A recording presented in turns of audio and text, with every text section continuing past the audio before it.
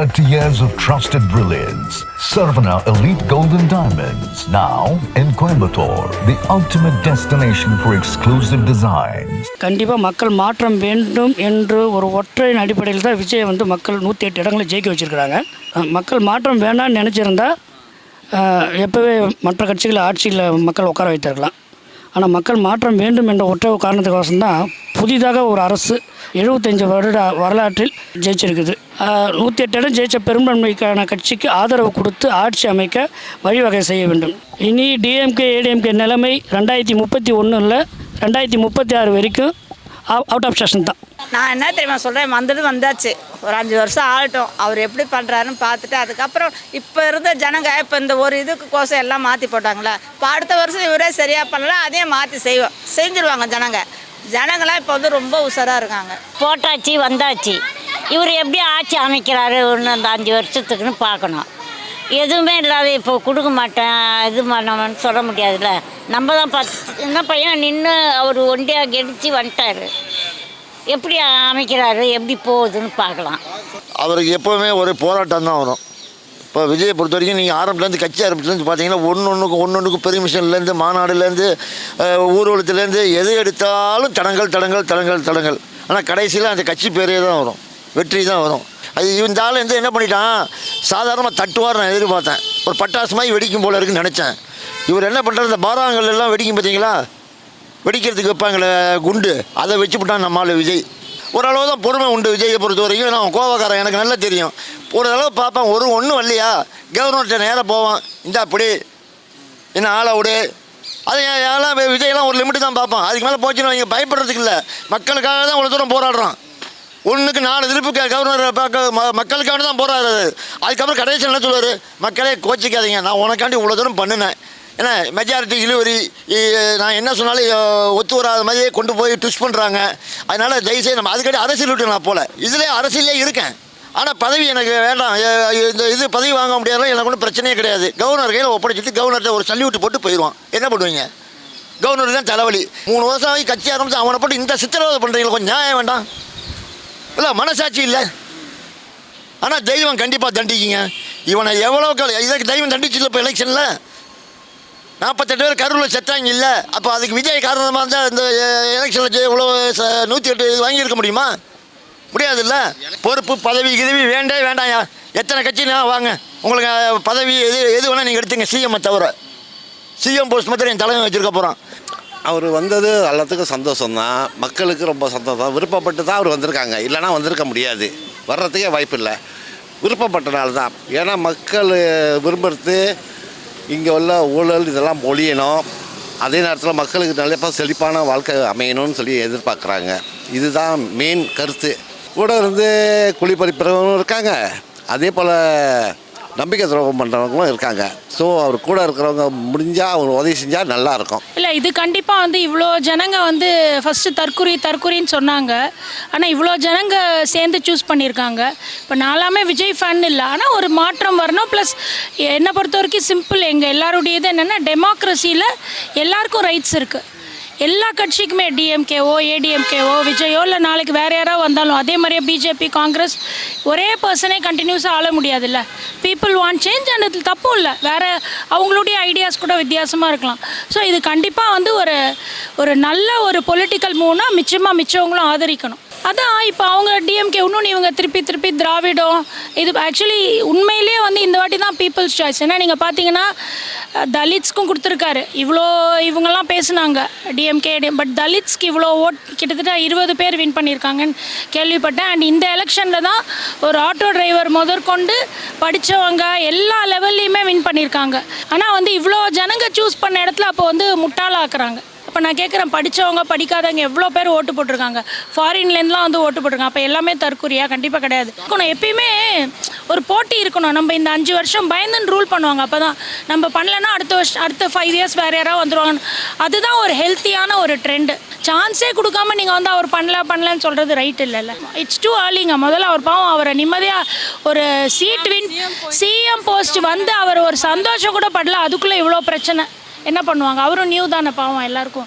இல்லை மக்களால் தேர்ந்தெடுக்கப்பட்டிருக்காங்க விஜய் சார். அவரை சீக்கிரம் உட்கார வச்சா ரொம்ப நல்லது, சந்தோஷப்படுவோம். ராஜ்பவனில் போய் அவர் வந்து மெஜாரிட்டியை நிரூபிக்க வேண்டிய அவசியம் கிடையாது. ஒரு மெஜாரிட்டியை நிரூபிக்கணும்னு சட்டமே சொல்லுது. அப்போ வந்து அவரை வந்து ஆட்சி அமைக்க அழைக்கணும் கவர்னர். அழைச்சா தான் அது கவர்னருக்குரிய மரியாதை. ஒன்று. இரண்டாவது வந்து அவருக்கு தனி பெரும்பான்மை இருக்குது. 5 நாள் டைம் கொடுங்க, அவர் மெஜாரிட்டியை ப்ரூவ் பண்ணலன்னா டிஸ்மிஸ் பண்ணுங்கள்.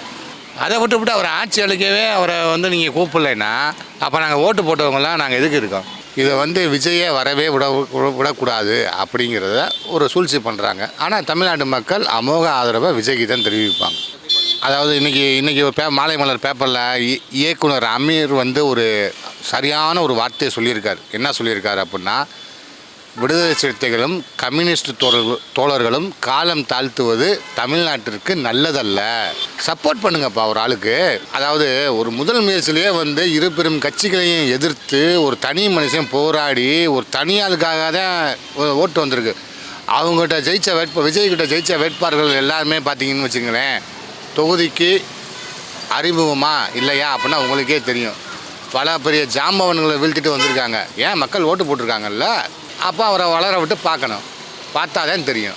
விஜய் வந்து முதலமைச்சராக வந்துடுவார், அதெல்லாம் டவுட் இல்லை. வரக்கூடிய வாய்ப்பு இருக்குது. அதோட கேவலமான ஒன்று எதுவும் கிடையாது. அப்படிப்பட்ட ஒரு அரசியல் சூழ்நிலைக்கு ஸ்டாலின் சாரும் போக மாட்டாருன்னு நான் நம்புகிறேன். அப்படி கேவலமான ஒரு செயலை அதிமுக எடப்பாடி பழனிசாமி செய்ய மாட்டார் என்று உண்மையிலே நாங்கள் நம்புகிறேன். ஏன்னா 2 பேரும் கீரிப்பிள்ளை மாதிரி இருந்தாங்க, கீரையும் பாம்புமா இருந்துட்டு இப்போ ஒன்று சேர்ந்தா கூட எல்லாம் மக்கள் வந்து காரி துப்புற நிலமை வந்துடும். கண்டிப்பாக அது வந்து ரொம்ப அப்சர்டு. இல்லை, அப்படி நடக்காது சார். அப்படி ஆட்சி அமைச்சா அது வந்து விஜய்க்கு இன்னமும் பவர் கூடும். ஏன்னா மக்கள் அதை ஏற்றுக்க மாட்டாங்க.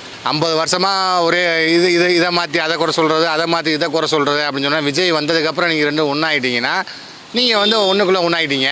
அப்படிங்கிறப்ப ஆட்டோமேட்டிக்காக விஜய் இன்னும் 2 மடங்கு அதிகமாக தான் ஜெயிப்பாரே தவிர்த்து தோல்வி அடைய மாட்டார். அது கூட வாய்ப்பு இல்லை. அது எதிரும் பூர்வமாச்சு, அது எப்படி ஒன்றா கூடும்? காங்கிரஸ் திடீர்னு கூட்டணி வர்றதுக்கு ஒரே ஒரு காரணம் தான், காங்கிரஸுடைய எதிர்காலம் 2029 என்ற ஒற்றை இதுக்கோசம் தான் காங்கிரஸ் வந்து விஜய் கூட கூட்டணி வைத்திருக்கிறாங்க. விஜய்க்கு இருக்கிற செல்வாக்கு கேரளா, கர்நாடகா, ஆந்திரா, தமிழ்நாடு மற்ற எல்லா இடங்களும் செல்வாக்கு அதிகமாக இருக்குது. அந்த செல்வாக்கை பயன்படுத்தி கொள்ள காங்கிரஸ் விரும்புகிறார்கள். காங்கிரஸ் எந்த நெகோசியேஷன் சொல்லலை, எனக்கு அது வேணும் இது வேணும்னு சொல்லலை, நாங்கள் வர்றோம்னு சொல்லிட்டாங்க. இந்த இப்போ சொன்னதை எலெக்ஷனுக்கு ஒட்டி நீங்கள் முதல் நாளே சொல்லியிருந்தீங்கன்னா 40 எடுத்துக்கலாமா? ஒரு மரியாதை கிடச்சிருக்கணும், ஒரு அந்தஸ்து கிடச்சிருக்குல்ல. இதை முதல்லே தமிழ்நாடு காங்கிரஸ் வந்து விஜய்கிட்ட வந்து பேசியிருந்தா, விஜய் உங்களுக்கு என்ன வேணும், துணை முதலமைச்சர் பதவி வேணுமா தரேன், மினிஸ்டர் போஸ்ட் வேணுமா தரேன், ராஜாங்கமாக இருந்திருக்கலாமே. ராகுல் காந்தி முடிவு எடுத்திருந்தாருன்னா இன்றைக்கி அந்த கட்சி எங்கேயோ போயிருக்கும். சின்ன கட்சிங்க இருக்குது, அந்த கட்சிங்க கொஞ்சம் உதவி செஞ்சாங்கன்னா ரொம்ப நல்லாயிருக்கும், சிறப்பாகவும் இருக்கும். ஏன்னா அவங்களும் தண்ணி என்ன செய்ய போகிறாங்க, ஒன்றும் செய்ய போகிறதில்ல, அவங்களுக்கு ஒன்றும் கிடைக்கவும் போகிறதில்ல.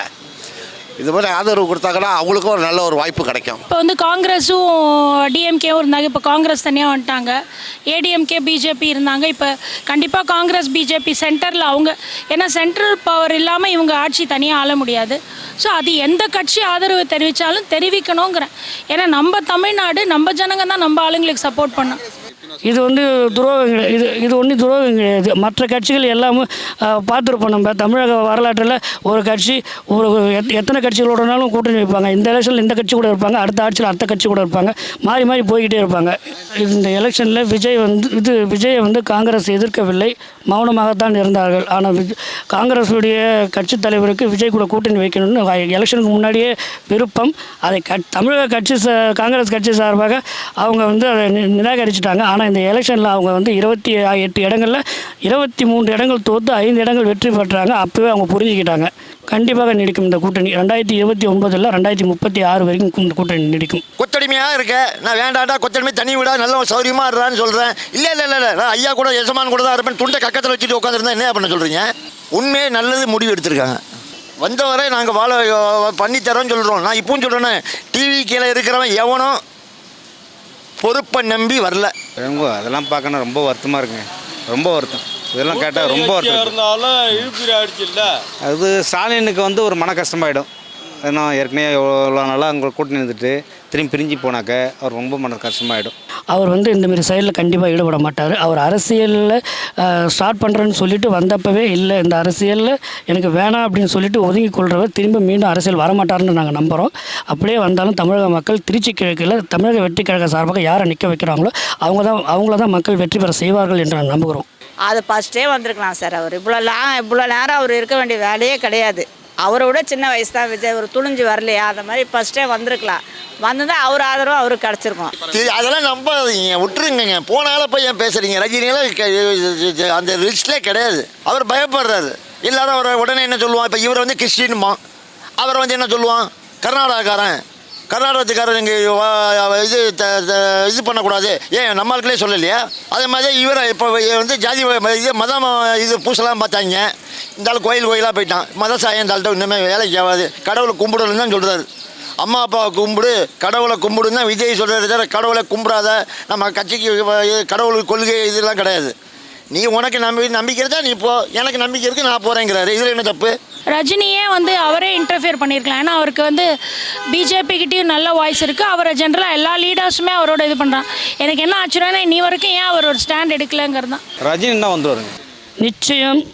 தமிழக வெற்றி கழகத்துக்கு கூட Congress, Visika, communist, Marxist communist, இந்திய கம்யூனிஸ்ட் இவர்கள் கூட்டணி சேர்ந்து ஆட்சி அமைச்சாங்கன்னா நிச்சயம் இவங்க கைட்டு விட மாட்டாங்கன்ற ஒரு நம்பிக்கை எங்களுக்கு இருக்கிறது. ஏன்னா இவங்க அந்தந்த கட்சியில் இருந்திருக்கிறாங்க, அந்தந்த கட்சியில் கூட்டணி இருந்திருக்கிறாங்க. யாரும் இது வரைக்கும் இவங்க கைட்டு விட்டதா சரித்திரம் இல்லை. ரொம்ப நாள் கூட்டணியில் இருந்துட்டு திடீர்னு விலகிறதுக்கு கொஞ்சம் மனசுக்கு கஷ்டமாக தான் இருக்கும். அதனால் ஸ்டாலினை போய் சந்திச்சிருக்காங்க, மரியாதை நிமித்தமாக சந்திச்சிருக்காங்க. நிச்சயம் ஒரு நல்ல முடிவு எடுப்பாங்க. ஏன்னா ரீஎலெக்ஷனுக்கு எல்லாம் அவங்களும் விரும்ப மாட்டாங்கன்னு நான் நினைக்கிறேன்.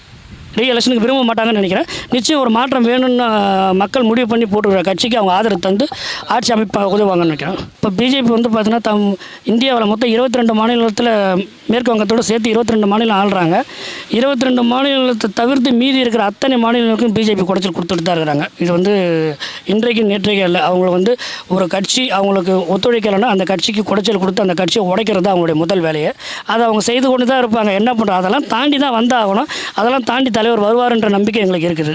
நீதிமன்றம் போய் மக்கள் தீர்ப்பே மகேஷன் தீர்ப்பு தான். நீதிபதி வந்து மக்களுக்கு இவ்வளோ நாள் இவ்வளோ இப்போ வேலைகளை கையெழுத்து போடாமல் நிற்கிது, இவ்வளோ பெண்டிங் இருக்குது, அதுக்கு என்ன சொல்யூஷன் கொடுக்கும்போது கண்டிப்பாக சொல்யூஷன் கொடுப்பாங்க. இவர் பதவி வைப்பார். அது வந்து மாற்று கருத்தே கிடையாது. பிஜேபி வந்துட்டு இருக்குன்னு சொல்ல மாட்டேன், அவர் சப்போர்ட் பண்ணுவாங்க, அது ஒரு நம்பிக்கை இருக்குது. இல்லை, ஆக்சுவலி வந்து சுப்ரீம் கோர்ட்டுடைய ரிட்டையர்டு ஒரு ஜட்ஜே இந்தியா டுடேயில் சொன்னார். நான் பார்த்தேன் ராஜ்தீப் சர்தேசாய் இன்டர்வியூவில். ஆக்சுவலி ஃபஸ்ட்டு சிஎம்மாக பதவி ஏற்றுட்டு அதுக்கப்புறம் தான் வந்து மெஜாரிட்டி வந்து அசம்பிளியில் வந்து ப்ரூவ் பண்ணோம். பட் இவங்க வந்து இப்பயே சொல்கிறாங்க இது கண்டிப்பாக வந்து இது மாதிரி இல்லவே இல்லையா. எல்லாமே இந்த நியூஸ் தான், கன்ஃபார்ம்டாக அஃபிஷியலாக இல்லாமல் நமக்கு சொல்ல தெரியாது. அதுதான் இவங்க பிஜேபியோடு இருக்காங்க, அவங்க காங்கிரஸோடு இருக்காங்க. சிம்பிள் காங்கிரஸ்க்கு ஆதரவு தெரிவிச்சிட்டாங்கன்னா இவங்க பிஜேபி அலைஸோடு இருக்காங்க. இவங்க வந்து ஆதரவுக்கு தெரிவிக்க முடியாது, ஏன்னா பிஜேபி சப்போர்ட் இருக்குது. பின்னணி யாருன்னே சொல்ல முடியும். பின்னணி யார் இருக்கா? கவர்னர் தான் இருக்கார். கவர்னருக்கு பின்னாடி யார் இருக்குது? இதை நான் சொல்லி தான் தெரியணுமா?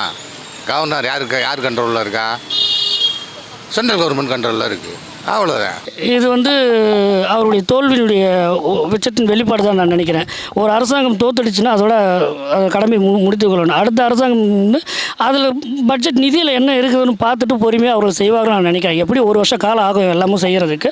அதுக்கப்புறம் நிச்சயம் அவங்க செய்வாங்க. சொன்ன தேர்தல் வாக்குறுதிகளை தளபதி விஜய் அவர்கள் கண்டிப்பாக மக்களுக்கு செய்வார் என்று நான் நம்புகிறோம். முக்கியமாக பெண்கள் பாதுகாப்பு தான் இன்றைக்கு காலகட்டத்தில் ரொம்ப உச்சத்தின். ஏன்னா எனக்கு 2 பெண் குழந்தைகள் இருக்கிறது. 2 பெண் குழந்தைகளை சுதந்திரமாக வெளில நடமாட விடுறதுக்கு எனக்கு பயமாக இருக்கிறது. அதற்கு இந்த தளபதி விஜய் அவர்கள் தமிழக வெற்றி கழகத்தில் முதலமைச்சராக பொறுப்பேற்றவுடன் அதற்கு ஒரு நிரந்தர சட்டம், தீவிர சட்டம் கொண்டு வர வேண்டும் என்று நான் இந்த சார்பாக அவருக்கு ஒரு கோரிக்கை வைக்கிறேன். நான் கண்டிப்பாக செய்வேன்னு சொல்கிறாரு, அடித்து சொல்கிறாரு, அதுதானே ஜனங்க நம்புகிறாங்க. நான் அடித்து நான் கண்டிப்பாக நான் செய்வேன், நிறைவேற்றுன்னு சொல்கிறாரு. கொளத்தூர் தொகுதியில் வந்து அவர் நல்லா செஞ்சுருக்காரு. அந்த இடத்துலேயே அவருக்கு வந்து ஒரு இழப்பு ஏற்பட்டுச்சு. அப்போ அவர் என்ன நினைக்கணும்னா, இந்த ஒரு இடத்துக்கே நம்ம செய்கிறோமே, மற்ற இடத்துக்கு போய் செய்யணும், அவங்களோட பேசணும். அதுதான் சார் சொல்கிறேன். அந்த ஒரு இடத்துல செய்யும் போது மற்ற இடத்துல என்ன ஆகிப்போகுது, ஐயோ இந்த இடத்துல அவர் நிற்கிறதால வந்து அந்த இடத்துல மட்டும் பாதுகாக்கிறாரு, நம்ம இடத்துக்குலாம் செய்யலை, அப்படி ஆகிப்போகுது ஜனங்களுக்கு. அதனால் எந்தெந்த இடத்துல ஒரு ஆள் நின்னாலும், எந்த வேட்பாளர் நின்னாலும் அந்த இடத்துல கண்காணிக்கணும், செய்யணும். இப்போ அங்கே மட்டும் இருந்தால் அங்கே இருக்கிற பஸ் ஸ்டாண்டு எல்லாம் பார்த்தீங்கன்னா பாருங்கள், பூங்கா மாதிரி இருக்குது. அப்போ இங்கே இருக்கிறது எப்படி இருக்குது? அப்போ நம்மளுக்கு மனசில் வந்து குறை ஏற்படுதில்ல. அப்போ சிஎம் இருக்கிற இடத்துல இப்படி இருக்குது, நம்ம இருக்கிற இடத்துல அப்படி ஜனங்க வந்து வெறுத்து உண்டாயிடுங்க. இதெல்லாம் வந்து எந்த ஆட்சி வந்தாலும் சரி கரெக்டாக ஒரே மாதிரி தான் இருக்கணும். இந்த இதுக்கு வந்து இப்படி நம்ம வந்து நின்ன தொகுதியில் இப்படி செய்யணும், அந்த தொகுதியில் அப்படி செய்யணும்லாம் செய்யக்கூடாது. எல்லா இடத்துக்கும் எல்லாமே ஒரே ஜனங்க தான், ஒரே மக்கள் தான், எல்லோரும் ஒரே மாதிரி நினைக்கணும். அதுதான் ஃபஸ்ட்டு என் கருத்து. நான் உனக்கு ஓட்டு போட்டால் உனக்கு வீடு கட்டி தரேன், அது தரேன் அப்படின்னு சொல்லி ஓட்டை வாங்கிடுவான். கொடுக்குறீங்களா? இல்லையே, பாதி பேருக்கு கொடுக்குறீங்க, பாதி பேருக்கு வரமாட்டேங்குது. அது மாதிரி இவர் வராத முன்ன கேட்டால் எப்படி சொல்ல முடியும்? வந்து செய்தாரான்னு சொல்ல முடியும். வந்து செய்தாருன்னா, செய்யாத போனார்னா அப்போ சொல்லலாம். இன்னும் வரவேண்டிய ஆட்சியிலே உட்காரலையே. இல்லை அதான் என்ன கேட்குறேன், அவன் கடனை வாங்கி போட்டு விஜய் அடைய போகிறோம் ஏன்னா நீங்கள் தானே வாங்கி போட்டீங்க. அவர் நீ வாங்கின உனக்கு எவ்வளோ இருக்குன்னு அடைக்கணும் உனக்கு தெரியாது. அடுத்த ட்ரிப்பு வரலான்னு நினைக்கிறீங்களா? இது மாதிரிலாம் பேசி வாய்ப்பே இல்லை. அடுத்த 5 வருஷம் பாருங்கள். இப்போ அறுவடை இப்போ வந்து நெல் விதை தூவிட்டோம், அறுவடை எப்படி வருது பாருங்கள் 5 வருஷத்தில். கண்டிப்பாக நிறைவேற்றுவார், அவர் மேலே நம்பிக்கை இருக்குது. இப்போ இதில் இன்னொரு ட்ராபேக் என்னென்னா, சென்டர் சப்போர்ட் இல்லாமல் இவங்களுக்கு இப்போ ஃபினான்ஸ் அடி வாங்கும். ஏன்னா நேச்சுரலி வந்து ட்ரெஷரியிலலாம் அவ்வளோ இருக்காது கவர்மெண்ட் இதில். இப்போ இதில் நிறைய பிரச்சனை இருக்குது. ஸோ நமக்கு வந்து நம்ம வந்து அவ்வளோ எக்ஸ்பர்ட்ஸ் இல்லை. கரெக்டாக அந்த பொலிட்டிக்கல் ஸ்டாண்டில் இருந்து யாராவது ஒரு எக்ஸ்பர்ட்டால் தான் ஒப்பீனியன் கொடுக்க முடியும். ஏன்னா எப்பயுமே ஜென்ரலாக ஒரு பேச்சு என்னென்னா, இது இவங்க கட்சியை ஆதரிக்கணும்லாம் நான் சொல்லலை. சென்டரோடு ஸ்டேட் ஒத்து போனால் தான் ஜென்ரலி உங்களுக்கு ஃபண்ட்ஸ் ஆகட்டும் எல்லாமே ப்ராப்பராக நடக்கும். இதே 5 வருஷத்துக்கு முன்னாடி அவர் சொன்ன வாக்குறுதிகளை சொன்னார். அப்போ வந்து இதே மாதிரி ரூமர் தான் வந்துச்சு. இதெல்லாம் இவர் செய்வாரா, 1000 ரூபா கொடுப்பாரா, இந்த மாதிரி செய்வாரான்னு ஒரு கேள்வி வந்துச்சு. அவர் வந்து செஞ்சார், நான் இல்லைன்னு சொல்லவே வரல. 1000 ரூபா கொடுத்தாரு. புதுமை பெண் திட்டம், நம்ம பல திட்டங்கள்லாம் கொண்டு வந்தாது. அதெல்லாம் ஏற்றுக்கொள்ளப்பட வேண்டியது தான். அதே மாதிரி ஒரு வாய்ப்பை விஜய்க்கு கொடுங்க. செய்வாரா செய்ய மாட்டாரானுங்க, அதுக்கப்புறம் பாருங்கள். அதுக்கு முன்னாடியே வந்துக்கிட்டு இவர் இதெல்லாம் செய்ய முடியுமா, 6 சிலிண்டர் கொடுத்துருவாரா, 200 யூனிட் மின்சாரம் கொடுத்துருவாரா, அப்படி இப்படின்னு கேட்குறதுலாம் அவரை வர வைங்கய்யா.